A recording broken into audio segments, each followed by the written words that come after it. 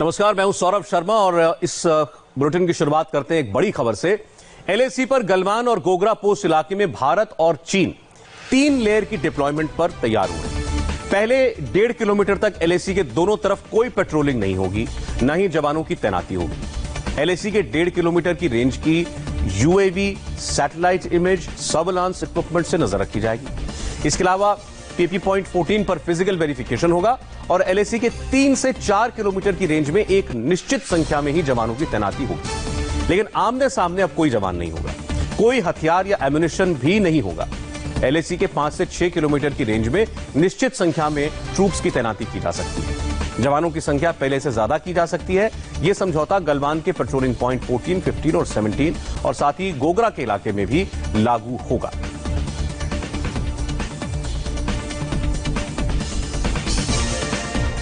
पिछले 24 घंटे से आप सुन रहे होंगे एलएसी से चीन वापस लौट रहा है, तनाव कम हो रहा है। सवाल यह है कि आखिर चीन एलएसी से पीछे हटा कैसे?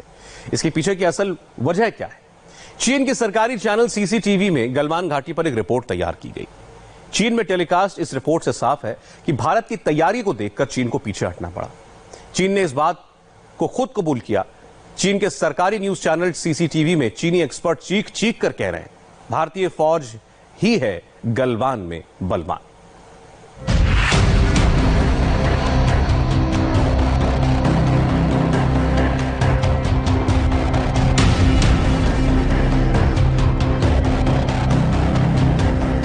हिंदुस्तानी ब्रिज, हिंदुस्तान के हेलीपैड और हिंदुस्तान के टेंट। यह तस्वीर गलवान घाटी की है जो हिंदुस्तान की ताकत को दिखाती है।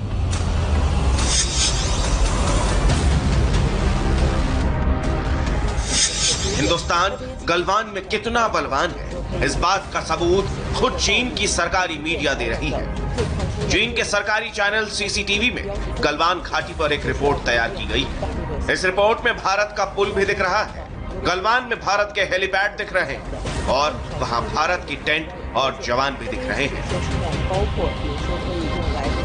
चीन ने इस बात को खुद कबूल किया है। पहली बार चीन की सरकारी मीडिया सीसीटीवी चैनल एक्सपर्ट्स को बुलाकर भारत की ताकत पर रिपोर्टिंग कर रही है। ऐसा पहली बार हुआ है जब चीन के खौफ का लाइव टेलीकास्ट हुआ। वीडियो था, एक प्रोपेगेंडा वीडियो है, ये दर्शाने के लिए कि देखो भारत आक्रामक है और भारत ने हमारी और सीमा का उल्लंघन किया है। ये चीन को अपने जो पूरे उनके अपने डोमेस्टिक ऑडियंस है या इंटरनेशनल ऑडियंस है उनको बताना था। ये एक डॉक्टर्ड वीडियो है और ये प्रोपेगेंडा है, क्योंकि चीन का जो इंफॉर्मेशन वॉरफेयर है वो पूरा प्रोपेगेंडा बेस्ड है और उनकी पब्लिक को बाहर क्या हो रहा है उनको कुछ पता नहीं है। तो जो भी उनका ओपिनियन, पब्लिक ओपिनियन बनता है वो सीसीटीवी या ये 2 न्यूज़पेपर से बनता है। इन तस्वीरों और चीनी मीडिया में चल रहे चर्चों को देखिए। इस प्रोग्राम की बातचीत से आसानी से समझा जा सकता है कि भारतीय सेना किस तरह से पीपुल्स लिबरेशन आर्मी पर भारी पड़ रही है। इन तस्वीरों ने चीन का सारा कच्चा चिट्ठा खोल दिया है। इंडिया टीवी को मिली जानकारी के मुताबिक भारतीय सेना और चाइनीज पीएलए के बीच लाइन ऑफ एक्चुअल कंट्रोल पर फेज के तौर पर 3 अलग अलग टाइम पर दोनों सेनाएं पीछे की तरफ जाएंगी। इसमें कुल मिला के 30 से 60 दिन का वक्त लगेगा और ये फेज वाइज फेज मैनर में होगा। यहां तक कि इतिहास से सीख लेते हुए भारतीय सेना कोई भी कोताही नहीं बरतना चाहती, इसीलिए चीन के ऊपर पूरी सतर्कता से मॉनिटरिंग की जाएगी। अब इन 4 तस्वीरों को देखिए जो घाटी में हर हालात को बताने के लिए काफी है। इस तस्वीर में गलवान नदी का तेज प्रवाह नजर आ रहा है। साथ में भारतीय सेना के 2 जवान एक लोहे का प्लेट लेकर इस बहाव के बीचों बीच दिखाई दे रहे हैं। दरअसल ये एक रीडर ब्रिज है। रीडर ब्रिज नदी के तेज बहाव को पार करने के लिए लगाया जाता है। दूसरी तस्वीर में गलवान नदी के दोनों तरफ भारतीय जवान दिख रहे हैं। यहाँ भारत ने अपने जवानों को नदी के पार पहुंचाने के लिए एक छोटा सा पुल बना लिया है। अब तीसरी तस्वीर देखिए। इस तस्वीर में हिंदुस्तान के 50 से ज्यादा जवान दिख रहे हैं। उनके हाथ में रीडर ब्रिज है जिसे वो गलवान नदी पार करने की तैयारी कर रहे हैं। और चौथी तस्वीर में भारतीय टेंट दिख रहा है। उसके आसपास भारत के 50 से ज्यादा जवान दिख रहे हैं। सभी तस्वीरें चीन की सरकारी मीडिया में प्रसारित की जा रही हैं।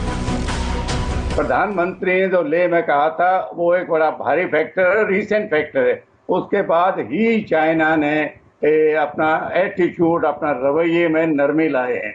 लेकिन अभी ये सिर्फ शुरुआत है। हमारा झगड़ा उनसे 2-3 जगह है।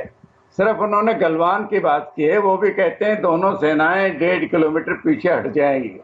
अगर वो हमारे इलाके में आए हुए हैं जिसकी वजह से झगड़ा हुआ था, तो वो तो हमारे एरिया से ही पीछे हट रहे हैं, हम अपने एरिया से पीछे हट रहे हैं। खैर ये शुरुआत है, नेगोशिएशन होती है, नेगोशिएशन चलनी चाहिए, लेकिन हमें ये मान के चलना चाहिए कि चाइना पर भरोसा नहीं किया जा सकता। चीनी मीडिया में भारत की हर हलचल पर नजर रखी जा रही है। सीसीटीवी चैनल में प्रधानमंत्री मोदी के नीमू दौरे की तस्वीर भी दिखाई जा रही है और बताया जा रहा है कि इस दौरे के बाद भारतीय जवानों का जोश और हाई हो गया। और तो और चीनी सरकारी मीडिया में भारत में हुए सर्वदलीय बैठक की तस्वीरें भी दिखी और बताया गया कि चीन के मामले पर पूरा हिंदुस्तान एक है। सीसीटीवी चैनल पर रक्षा मंत्री राजनाथ सिंह पर विशेष बातचीत हो रही है। राजनाथ सिंह की रूस यात्रा पर खूब डिबेट किया जा रहा है। भारत चीन से S-400 एंटी मिसाइल सिस्टम खरीद रहा है, इस पर भी चर्चा हो रही है। आईबॉल टू आईबॉल कांटेक्ट पे सिर्फ इन्फेंट्री दिखाई देती है। उसके पीछे उनकी आर्टिलरी, आर्मर्ड की तैयारियां, logistic basis, communication, infrastructure, support infrastructure, ये चीजें हैं जो हमें सामने दिखाई नहीं देती हैं।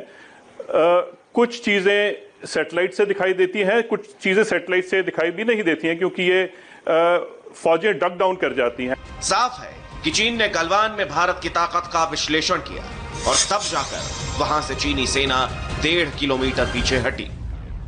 डीएस्केलेशन के पहले फेज में 2 महीने के अंदर दोनों सेनाएं LAC से 2 से 3 किलोमीटर पीछे हटेगी। पीछे जाने के दौरान दोनों सेनाएं न सिर्फ अपने अस्थायी बंकर को खत्म करेगी बल्कि स्ट्रक्चर्स, टेंट को भी वहां से हटाएंगी। दूसरे फेज में दोनों सेनाएं अपने infantry combat vehicle, artillery gun और भारी हथियारों को पीछे हटाएंगी। अगर ये दोनों फेज ठीक ठाक तरीके से निकल जाते हैं और चाइनीज PLA इसमें उग्र रवैया अपनाते हुए भारतीय पेट्रोल को नहीं रोकता है या फिर चाइनीज PLA खासतौर पे जो बातें कही गई हैं उसको फॉलो करता है, तो थर्ड फेज में पेंगोंग त्सो के पूरे फेस ऑफ को डाइल्यूट करने की रणनीतिक तौर पर बात की जाएगी। और यही वजह है कि अब खासतौर पे इस बात को भी सोचा समझा जा रहा है कि अप्रैल 2020 के स्टेटस को पूरी तरह से थर्ड फेज में फॉलो करवाया जाएगा ताकि चाइनीज PLA अपनी उसी पोजीशन पे जिस पोजीशन पे वो अप्रैल 2020 में था यानी पेंगोंग त्सो के फिंगर 8 पर वापस चले जाए। कैमरा पर्सन सुशील डोगरा के साथ Manish Prasad, India TV, Delhi. LAC के पास नीमू से चीन को डराने वाली एक और तस्वीर सामने आई। पिछले 2 महीने से LAC पर जबरदस्त तनाव था। इस टेंशन के बीच भारत ने ऐसे सामरिक हाईवे का निर्माण जारी रखा जिसकी बदौलत LAC तक सेना और टैंक, तोप बड़ी आसानी से पहुंच जाएंगे। ये वो सड़क है जो ड्रैगन को डराती है और हिंदुस्तान का जोश हाई करती है। ये वो पुल है जो चीन को तड़पाती है और हिंदुस्तानी सेना का हौसला 7वें आसमान पर पहुंचाती है। वो तस्वीरें जिसे देखकर चीन क्रोध से कांपने लगता है और भारत ये संदेश देता है कि उसकी तैयारी पूरी है। प्रधानमंत्री मोदी ने जो इस फॉरवर्ड पोस्ट से चीन को ललकारा था, ये वही नीमू की तस्वीरें हैं। नीमू से लेह 35 किलोमीटर। यह हाईवे करगिल होते हुए श्रीनगर तक जाती है। सामरिक तौर पर यह बेहद अहम हाईवे है। सेना श्रीनगर से लेकर लेह, दौलत बेग ओल्डी एयर स्ट्रिप और सियाचिन तक की आवाजाही इसी सड़क के जरिए होती है। लेह से 35 किलोमीटर दूर नीमू सामरिक तौर पर बेहद महत्वपूर्ण इलाका है। इस इलाके में सेना की ताकत को मजबूत बनाने के लिए PRO दिन रात काम कर रहा है। ये नए ब्रिज सेना को LAC के साथ पूर्वी लद्दाख क्षेत्र में अपने टैंक और बख्तरबंद गाड़ियां और लाइट इन्फेंट्री गनों को ले जाने में मदद करेगी। इस पुल के बनने के साथ साथ बॉर्डर पर शानदार सड़कें भी बनी हैं। सड़कों से लेकर ब्रिज तक का काम पूरी तेजी से हो रहा है।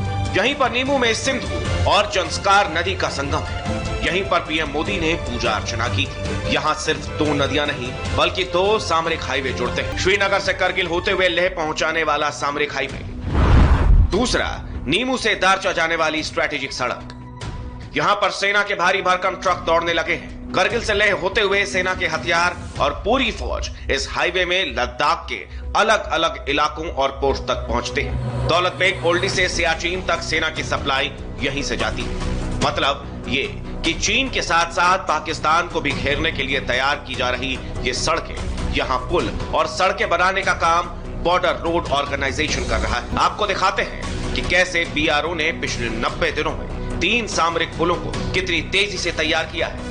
चीन को भारत की यही तेजी डरा रही है। 3 महीने के रिकॉर्ड वक्त में लोहे का पुल बना दिया। This bridge right now we are at kilometer 397 on this National Highway 1.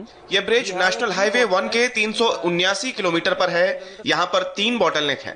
पहला 362 किलोमीटर पर है, 361 किलोमीटर पर है और 397 पर भी है। इस पुल को 3 महीने में रिकॉर्ड टाइम पर बनाया गया है। ये जो लोहा ब्रिज आप देख रहे हैं, ये 24 टन का भार उठा सकता है। ये ब्रिज आर्मी और सिविल के सारे काम का भार नहीं उठा पाता है, इसलिए हमने ब्रिज की रिक्वेस्ट पर 50 मीटर लंबा स्टील के ढांचे का ब्रिज बनाया है। ये ब्रिज किसी भी प्रकार का भार उठा सकता है। ये क्लास 70R लोड का ब्रिज है। ये ब्रिज LOC तक या फॉरवर्ड पोस्ट तक कोई भी भार उठा सकता है।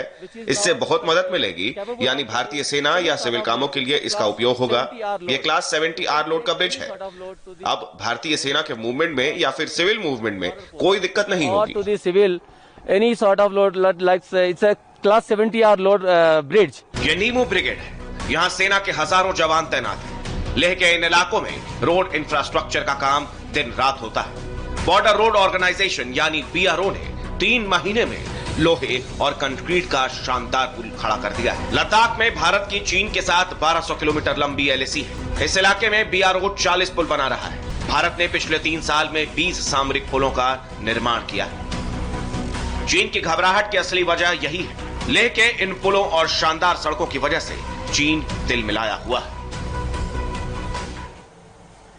और कुछ और अपडेट आ रहा है वहीं लद्दाख के इलाके से ही चीन ने पैंगोंग त्सो के 4 किलोमीटर ईस्ट में खुरनाक फोर्ट के पास ड्रॉप टारगेट एक्विजिशन रडार लगाए हैं। यह जगह नॉर्दर्न बैंक पर है, पैंगोंग त्सो के उत्तरी तट पर, जहां पर फिलहाल परिस्थिति बनी हुई है। और यहां से चीन भारत की हर एक गतिविधि को मॉनिटर करना चाहता है, कर भी रहा है। हम लोग अपने लोकल लोगों के जरिए लाइन ऑफ एक्चुअल कंट्रोल की रेकी करवा रहे हैं, ये भी पता चला है। आपको बता दें कि चीन की तरफ से बॉर्डर गार्डिंग सिक्योरिटी या फिर पब्लिक गार्डिंग सिक्योरिटी के जवानों ने अपनी जैकेट, सामान और अलग अलग कपड़े उनको दिए हैं। इन कपड़ों पर चीनी भाषा में पब्लिक गार्डिंग सिक्योरिटी लिखा हुआ है। चीनी लोगों को चीनी फौज सारा सामान दे रही है ताकि वो दिन और रात लाइन ऑफ एक्चुअल कंट्रोल की निगरानी करने में साथ दे सके। इंडिया टीवी को ये भी जानकारी मिली है कि चीन ने अपने 73 एविएशन ब्रिगेड के साथ अभ्यास किया है, लेकिन सबसे ज्यादा महत्वपूर्ण चीन की इंजीनियरिंग रेजिमेंट की एक्सरसाइज है। इसमें 40 मिनट के अंदर पंटून ब्रिज बनाने की पूरी तैयारी इन्होंने तिब्बत के इलाके में की है। मनीष प्रसाद हमारे साथ हैं इस पूरी खबर पर अपडेट के साथ। बताइए मनीष। सौरभ, सबसे इंपॉर्टेंट इसमें यह है कि पैंगोंग त्सो जहां पर लेकर डीएस्केलेशन और डिसएंगेजमेंट की बात कही जा रही थी, ठीक उसी जगह पर चीन ने खुरनाक फोर्ट एक एरिया पड़ता है, वहां पर ये नॉर्थ में है पैंगोंग त्सो के, और यहीं पर ड्रॉप टारगेट एक्विजिशन रडार लगाया है जिससे वो पूरी निगरानी और मॉनिटरिंग कर रहा है। सौरभ, उसके साथ साथ जो वहां के लोकल रेसिडेंट हैं चीन के, उनको बॉर्डर गार्ड रेजिमेंट और साथ में पब्लिक सर्विस रेजिमेंट जो है उन्होंने अपने कपड़े दिए जिसपे चाइनीज भाषा में लिखा हुआ है बॉर्डर गार्ड रेजिमेंट, ताकि वो 24 घंटे उसकी रेकी कर सके लाइन ऑफ एक्चुअल कंट्रोल की।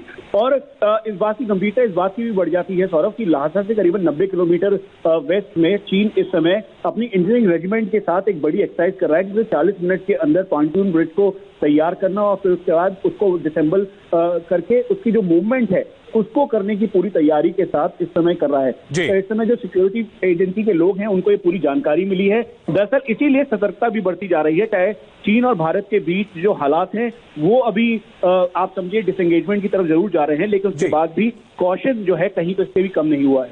बहुत बहुत शुक्रिया मनीष आपका। आगे बढ़ते हैं अब। पिछले 100 घंटों से गैंगस्टर विकास दुबे की तलाश में एक बड़ा अभियान चल रहा है। यूपी पुलिस ने गैंगस्टर विकास दुबे का पता बताने वाले को 2.5 लाख रुपए इनाम का ऐलान किया है, लेकिन अब तक पुलिस के हाथ खाली हैं।